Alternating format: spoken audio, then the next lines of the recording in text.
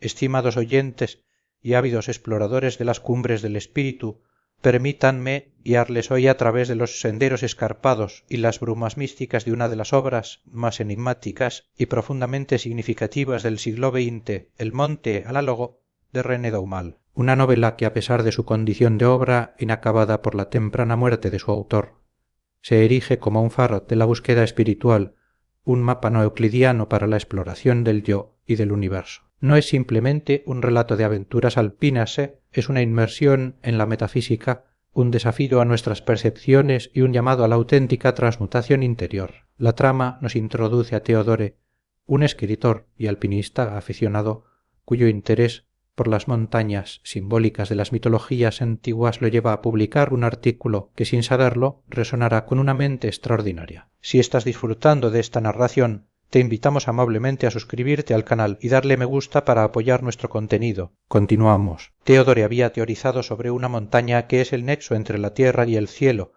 un portal entre lo humano y lo divino, una cumbre inaccesible por medios ordinarios, pero con una base a la vista de los mortales, pues la puerta de lo invisible tiene que poderse ver. Crucialmente, esta montaña, a la que llamo monte análogo, no era un mero mito como el mero hindú debía poseer una existencia geográfica concreta, aunque oculta. Esta fantasía literaria, según el propio Teodore, es tomada con una seriedad pasmosa por un tal Pierre Sogol, recibiendo una carta que destila una mezcla de vehemencia y delicadeza.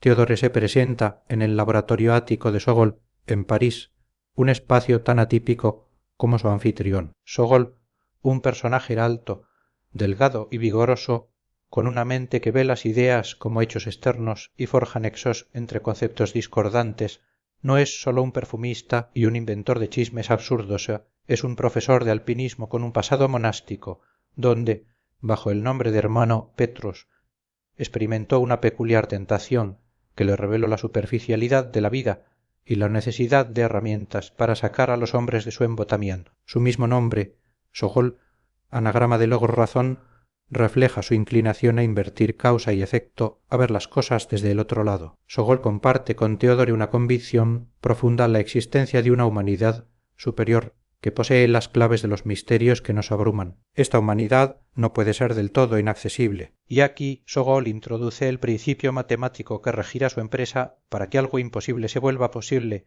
Si me da un punto más, ya es posible, porque entonces puedo construir el triángulo. La verdad no es accesible directamente por un solo hombre, sino a través de la conjunción de voluntades. La certeza de uno, sumada a la del otro, abre la puerta a la acción. La pregunta clave es cómo una montaña tan colosal puede haber permanecido invisible en un planeta tan explorado. Sogol descarta hipótesis triviales y propone una explicación audaz. El monte análogo se encuentra en una isla, cuyo sustrato material tiene la propiedad de curvar el espacio a su alrededor. Esta cáscara de curvatura desvía la luz y cualquier tipo de navegación, haciendo que la región sea impenetrable y por ende indetectable. El capitán de un barco, por ejemplo, orbitaría la isla sin verla y sin siquiera percatarse de que su trayectoria se curva, pues todo a bordo, incluido su propio barco, y el combustible se alargaría proporcionalmente a la curvatura espacial. Esta navegación no euclidiana explica el velo que cubre la isla, una idea que Miss Pancake, una de las futuras expedicionarias, comparará con el círculo mágico de Merlín. Pero si el espacio está curvado, ¿cómo se puede penetrar? Sogol,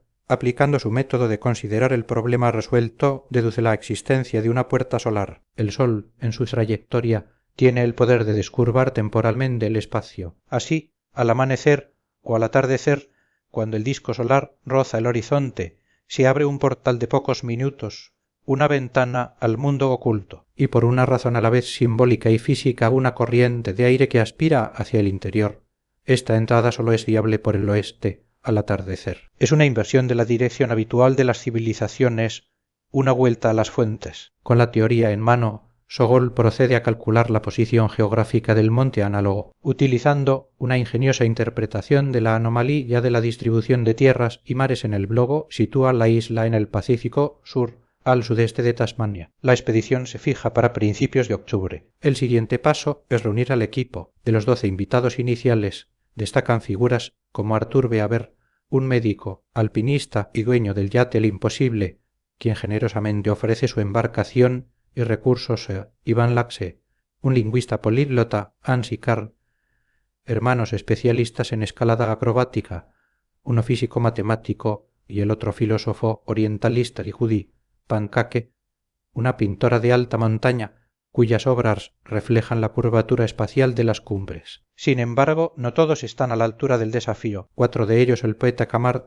el periodista Borges, la actriz Bonasse y el sastre Geliano Cicoria, encuentran excusas para no unirse. Sogol no se inmuta había previsto esta criba, revelando solo a los 8 restantes la ubicación exacta del monte. Esta es la primera purificación de la expedición, un desprendimiento de aquellos cuyo compromiso no era absoluto. El 10 de octubre, los 8 exploradores Theodore, su esposa René, Sogol, Beaver, Laxe, Hans, Karl y Judy, y los 3 marineros restantes junto al capitán del Imposible, zarpan. La travesía por el Pacífico es una escuela en sí misma. Las dificultades del mar, las tareas compartidas y la necesidad de trabajar en equipo forjan una unidad. Sogol aprovecha para impartir lecciones. Como su experimento sobre la capacidad del pensamiento humano solo podemos concebir un máximo de 4 conceptos simultáneos, sin que alguno se escape, lo que nos lleva a confundir constantemente el accidente con la sustancia, el medio con el fin. Esta limitación cognitiva subraya la necesidad de un nuevo tipo de percepción,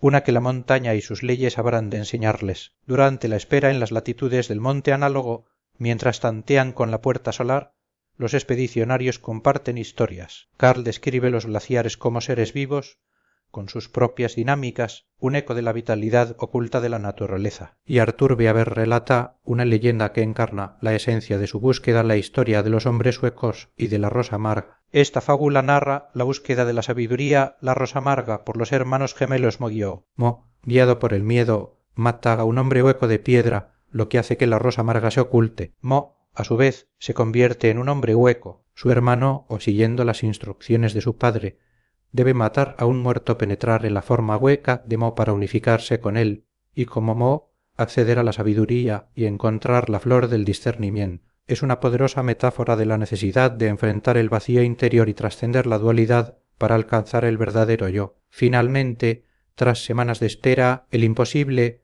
es succionado por una aspiración invisible en el ocaso, atravesando un abismo horizontal de aire y agua, para emerger en una bahía apacible. Han llegado a Puerto de los Monos una colonia de europeos al pie del monte Análogo. Son recibidos por guías montañeses que parecen esperarlos, hombres que dominan el francés, pero que hablan con una sonrisa interior, como si tradujeran sus peculiares expresiones. Las palabras habituales de los expedicionarios se sienten muertas, carentes de vida ante la profunda verdad de los guías. La autoridad en este lugar no reside en el poder mundano, sino en la posesión de una sustancia única, el peradam. El peradam es una piedra límpida, durísima, esférica y curva, un cristal transparente al ojo inexperto, pero que se revela a quien lo busca con deseo sincero y gran necesidad por sus destellos de rocío. Es la única moneda de valor para los guías del monte Análogo, la medida del esfuerzo espiritual. Aquellos que llegan reciben un adelanto en fichas, pero la deuda solo puede pagarse con peradams. Muchos,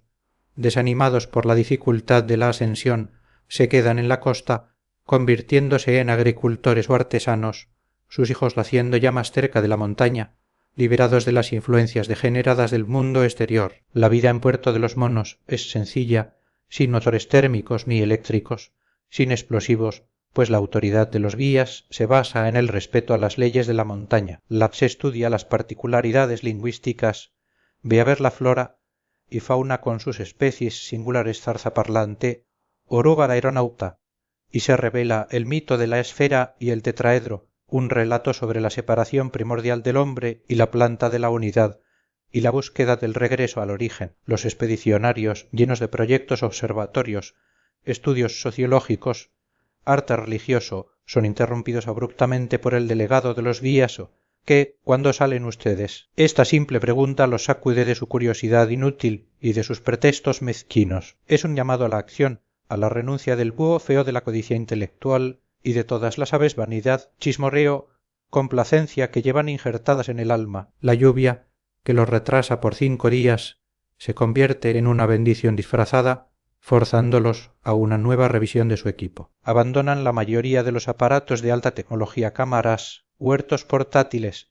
aparatos respiratorios y térmicos, abrazando la aclimatación y la sabiduría local, se despojan no sólo de lo material, sino de sus antiguas identidades, llamándose por sus nombres de pila, preparándose para ser simplemente hombres y mujeres. Es en este momento de purificación que Pierre Sogol, revolviendo la arena de la playa, encuentra el primer peradam, un pequeño cristal curvo que no sólo simboliza la recompensa del esfuerzo, sino que reaviva la esperanza en el corazón de Bernard, el jefe de los porteadores, un veterano que había renunciado a la ascensión. Bernard comparte su historia, un relato crucial sobre la profunda interconexión de la vida en la montaña y las consecuencias de violar sus leyes. Sus padres habían intentado mantenerlo alejado de la montaña, pero él sentía una necesidad irrefrenable de ascender, de entender el para qué de la vida. En una ocasión, regresando de un campamento, Bernard mató una rata de roca por hambre, un acto aparentemente insignificante que desencadenó una catástrofe ecológica. Esa rata era un depredador clave de avispas portadoras de enfermedades que, al ser eliminada,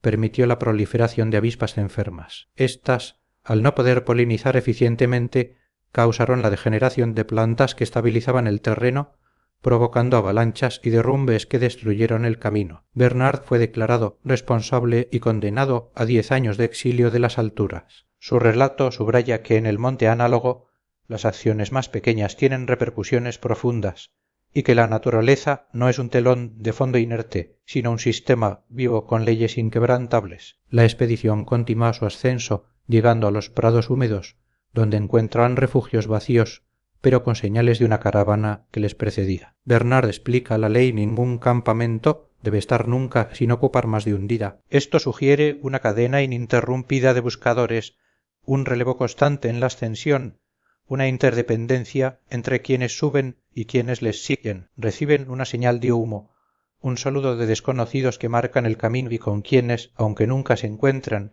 ya comparten un destino. Aquí es donde la pluma de René Daumal se detiene, truncada por la tuberculosis, pero el epílogo y las notas de los editores franceses nos revelan el plan original del autor, una conclusión que otorga a la novela su pleno significado y su trágica sabiduría. Daumal no pretendía un final feliz ni un descubrimiento glorioso en la cima. Los personajes, en su búsqueda, iban a toparse no con una humanidad superior, sino con riquezas terrenales y petróleo, oro y otras posesiones celosamente custodiadas. Guiados por la codicia, en lugar de la sabiduría, la expedición habría preparado un barco de guerra dispuesta a la conquista, pero al ignorar las leyes esenciales del monte Análogo, serían detenidos por un torbellino insuperable. Sus propios proyectiles, lanzados contra la montaña, regresarían sobre ellos como bumeranes, culminando en un final mezquino. La lección final del monte Análogo, según Daumal, es la ley del refugio. Para alcanzar la cima hay que ir de refugio en refugio y solo después de haber preparado a los seres que vendrán a ocupar el puesto que se deja,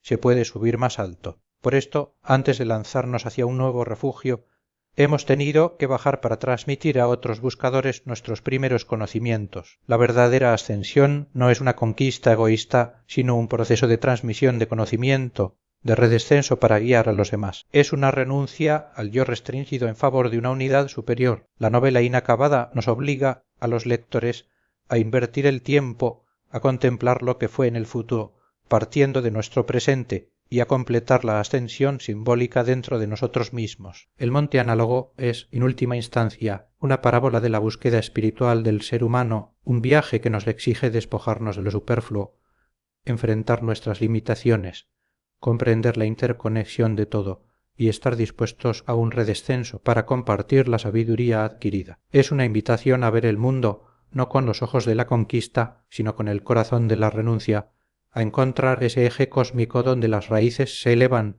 y las ramas descienden, un reflejo de las Bhakta de los Upanishads, el no muerte en el que reposa el mundo.